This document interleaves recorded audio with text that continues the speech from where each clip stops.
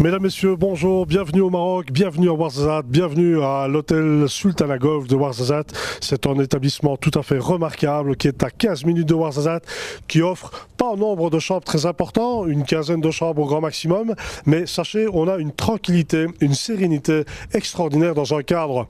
Comme vous pouvez le constater, au bord du lac de Ouarzazate, c'est tout à fait exceptionnel. Et si vous regardez bien sur votre droite, les montagnes enneigées.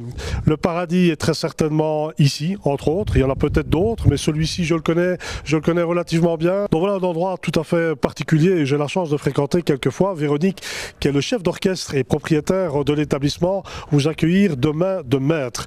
Les chambres sont tout à fait remarquables. Vous avez une piscine tout à fait exceptionnelle au centre de la propriété. Et en fait, vous remarquerez tout à l'heure dans le reportage, ces deux bâtiments en fait qui reprend quelques chambres. C'est tout à fait particulier dans son concept et c'est tout à fait particulier dans l'accueil que vous allez recevoir ici au niveau de la direction et évidemment au niveau du personnel. Tous les soins sont portés à votre attention. Donc je vous invite à aller voir un petit coup d'œil sur le site internet bas de page du Sultana de manière à peut-être pouvoir faire une petite excursion. Et justement, nous sommes sur la route évidemment du sud du Maroc, donc je pense que plus on avance, évidemment, on arrive dans le Maroc authentique, mais il est évident également que la grosse majorité d'entre vous atterrissent à Marrakech. Et donc, justement, là, la petite histoire veut que le fils de Véronique, Franck, est allé ouvrir un riad à Marrakech. Donc, voilà peut-être le super plan. Vous passez 4-5 jours et pourquoi pas un peu plus ici au Maroc. Vous arrêtez à Marrakech, à la descente d'avion, vous serez très très bien accueillis. Vous allez voir le reportage suivra tout à l'heure.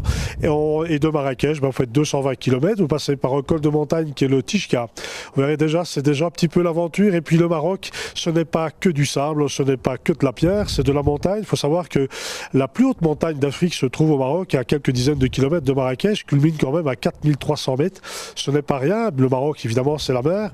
Donc vous avez une multitude de produits sur le tourisme au Maroc, tout à fait extraordinaire. Donc on vous conseille évidemment de manière à faire un voyage dans le temps, c'est de peut-être louer un véhicule à la base de Marrakech et de préparer votre circuit sur le sud.